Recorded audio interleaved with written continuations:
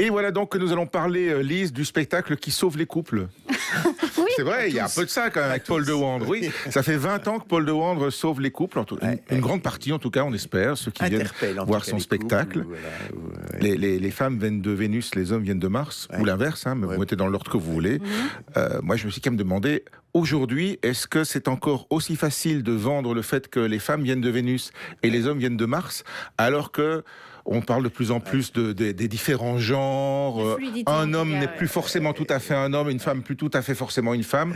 Comment on se débrouille là-dedans, Paul ? Mais on se débrouille parce que le titre est évidemment un peu provocateur. L'idée, c'est pas les hommes et les femmes, c'est le masculin et le féminin qui est en chacun de nous. C'est les polarités, c'est le yin, le yang, l'animal, l'animus. Ça existe depuis des millénaires. C'est dualité qu'on peut ressentir à l'intérieur de soi aussi et dans son couple. Et donc voilà, j'insiste beaucoup sur l'idée que c'est pas les hommes et les femmes, c'est le masculin féminin. Et l'idée, c'est de comprendre, d'avoir quelques clés pour mieux se comprendre. C'est pas de mettre des gens dans des cases, parce qu'on est tous uniques et différents, et donc ce serait totalement réducteur. Mais malgré tout, il y a quand même des logiques, des langages que l'on parle. Il y a le langage masculin, le langage féminin, et donc c'est important de pouvoir les décoder un petit peu. En 20 ans, ça a beaucoup changé ? Dans le spectacle aussi, je veux dire. Dans le spectacle, ça a un petit peu changé parce que les exemples sont plus les mêmes. Par exemple, il y a 20 ans, je parlais qu'un homme n'aimait pas demander son chemin quand il était perdu. Maintenant, avec les GPS, il y a plus personne qui demande son chemin. Donc l'évolution technologique a fait qu'il y a des choses qui bougent. Et en même temps... Et on n'offre plus d'électroménager aux femmes pour leur anniversaire, n'est-ce pas ? Offrir un aspirateur à sa femme il y a 30 ans, elle était ravie aujourd'hui. Oui, un peu moins. Vous allez le prendre dans la figure. Ça fait donc 20 ans que vous tournez avec ce spectacle. Comment vous expliquez la longévité ? Mais je pense que c'est une combinaison de plusieurs choses. La première, c'est on a tous envie de vivre une vie de couple heureuse et épanouie. Et je pense que Mars et Vénus amènent des clés de compréhension, mais dans un climat de détente, de bonne humeur, où on n'est pas là en train de faire de la psychologie non plus. C'est pas une thérapie de couple. Voilà, c'est pas lourd et tout. Et en même temps, je fais passer des messages qui sont entendus, parce que c'est toujours plus facile quand c'est une troisième personne qui le dit. Plutôt que quand on est dans le couple en train d'essayer de se convaincre l'autre que c'est moi qui ai raison et tout ça. Ici, c'est pas question d'avoir raison ou tort, c'est juste d'entendre une logique qui n'est pas toujours la sienne. Donc, faut venir à deux, quoi.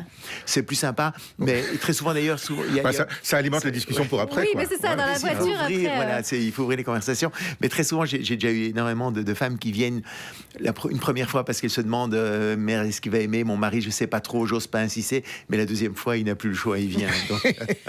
Donc elle a compris, elle a trouvé le truc.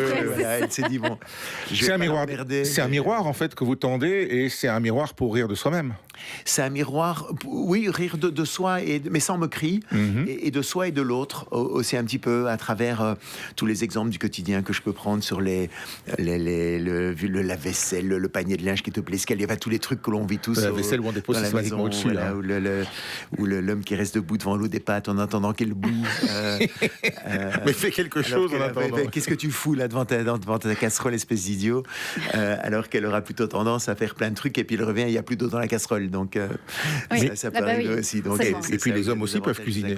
Bien sûr. Voilà. Bien sûr. Donc l'idée, c'est pas que, évidemment, qu'on peut tout faire. Simplement, c'est la manière de le faire n'est pas tout à fait la même. Et c'est là, un homme maintenant peut lancer une machine, mais il va pas demander si c'est du coton ou de la laine. Il sait pas trop comment faire. Il va pas trop le demander à sa femme. Il va plutôt le demander à sa mère, parce que il est un peu gêné. Ou à ChatGPT. Est-ce que vous avez déjà intégré ChatGPT pour les couples ? Oui. On a fait... Donc ça, il y a tous ces éléments-là à prendre en compte. C'est vrai qu'il y a 30 ans, quand j'ai commencé, je pense que quand j'ai cherché mes enfants à l'école, je devais être un des seuls pères à aller chercher les enfants à l'école. Maintenant, c'est assez classique, c'est plus commun et tout ça. Donc c'est là où on voit qu'il y a une vraie évolution quand même des couples. Et malgré tout, il y a des choses qui sont... Qui restent, c'est ça. Qui restent assez... Qui sont les mêmes. Il reste les malentendus. C'est les mêmes réflexes, les mêmes malentendus. Oui, et puis parfois on reproduit un schéma un peu malgré soi. Et donc, c'est vrai que c'est rigolo, je sais pas si c'est le mot, mais on reproduit parfois les erreurs de nos parents ou de nos grands-parents. En tout cas, je suis persuadé qu'on apprend plus en riant. Voilà, et surtout aussi l'important c'est de dédramatiser, dire que on peut être égaux et différents. Égal ne veut pas dire semblable. Ça c'est vraiment un truc qui est important pour moi. Et que le problème n'est pas la différence en soi, c'est la non compréhension de la différence. Une fois que la différence est comprise et intégrée, en fait, c'est un atout. Il faut pas voir les différences comme un obstacle, mais plutôt comme une chance. Moi je les vois comme les polarités d'un aimant. En fait, ce sont les polarités opposées qui nous attirent l'un à l'autre. Et donc moi je trouve que c'est bien, et notamment dans la société dans laquelle on essaie de célébrer justement la singularité de chacun, on essaie d'encourager les différences, de respecter les différences, mais pour moi aussi ça fait partie de ce respect-là que l'on peut avoir dans la société, c'est de pouvoir se respecter aussi dans toutes nos dimensions et aussi dans ses polarités masculines et féminines. C'est pour tous les couples, les tout jeunes couples, les couples de 30 ans, les couples homosexuels, les couples hétérosexuels, c'est pour tout le monde. C'est pour tout le monde. Chacun va y retrouver quelque chose. Après, c'est l'état de... Mais par exemple, ce qui est très mignon, c'est qu'il y a j'ai des jeunes qui viennent, qui ont grandi avec le DVD du spectacle dans la vidéothèque des parents, et puis qui viennent le voir en spectacle maintenant qu'ils sont en couple depuis quelques années, donc et ils se retrouvent aussi là-dedans, ils ont leurs clés. Et de nouveau, l'idée c'est vraiment qu'ils puissent parler après entre eux. Je prétends pas du tout amener des vérités, c'est pas le but, mais c'est juste souvent d'ouvrir les conversations. Et ce que j'adore, c'est quand les couples partent et vont commencer à discuter déjà pendant le spectacle où ils sont là en train. Chacun doit trouver sa vérité en fait. Chacun trouve son chemin. Il y a une part pour les enfants aussi dans le cheminement du spectacle. Ça intervient aussi l'éducation des enfants, etc. Un petit peu en fil rouge, parce que les enfants, ces notions masculin-féminin se retrouvent déjà aussi assez tôt. Par exemple, c'est vrai que moi, l'expérience que j'en ai, c'est mon fils rentrait de l'école, comment ça va, comment s'est passé l'école aujourd'hui, on a envie de savoir bien, et puis il dit pas un mot. Et mes filles, pour plutôt tendance, mais oui, j'ai eu ça et ça et ça, et ma copine, elle m'a fait ci, elle m'a fait ça, etc. Enfin, donc, voilà, c'est pas complètement la même dynamique, et c'est important de respecter les deux. C'est pas qu'un petit garçon ne parle pas, mais il peut parfois il est dans sa grotte aussi.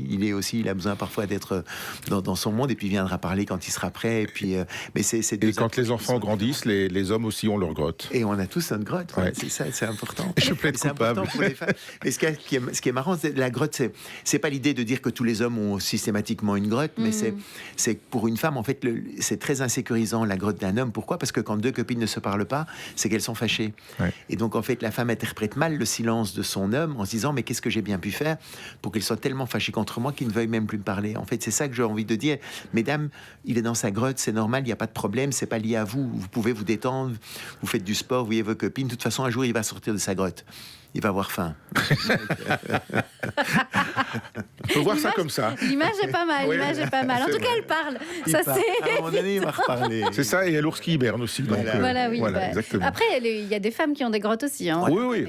La difficulté que dans la femme, dans sa grotte, c'est que effectivement, elle peut être à un moment donné où j'ai pas envie de parler, mais beaucoup de femmes aussi peuvent avoir l'idée, en fait, j'aimerais bien parler, mais je ne sais pas s'il est là pour m'écouter. Exactement. Et donc, elle va être dans sa grotte, mais c'est une fausse grotte, parce que fondamentalement, son vrai besoin, c'est d'exprimer ce qu'elle ressent, ce qu'elle vit et tout. Une grotte de frustration. C'est là où il y a un peu des petits réglages, en fait, à opérer. Bon, 20e anniversaire, donc 20 ans de les femmes viennent de Vénus, les hommes viennent de Mars. Oui, bravo, c'est bien de le dire comme ça, on peut changer. Les hommes viennent de Mars, les femmes de Vénus. Toi, tu commences par les femmes, c'est pas mal. C'est bien. J'assume. Galant jusqu'au bout. C'est quand ? Eh bien, c'est par exemple le 15 février, le lendemain de la Saint-Valentin. Voilà, le cadeau est tout trouvé. Si ça s'est mal passé, on sait jamais. C'est à Rochefort que ça se passe. Il y aura le 21 aussi à Charleroi, le 19 mars à Bruxelles, le 20 mars à Wavre, le 21 mars à Mons, le 25 à Spa, le 27 à Liège et le 28 à Marche. Et évidemment, on peut trouver toutes les infos sur vos réseaux sociaux. .com. Paulderendre.com. Parfait, merci Paul. Merci à vous. Merci infiniment. À bientôt. À bientôt.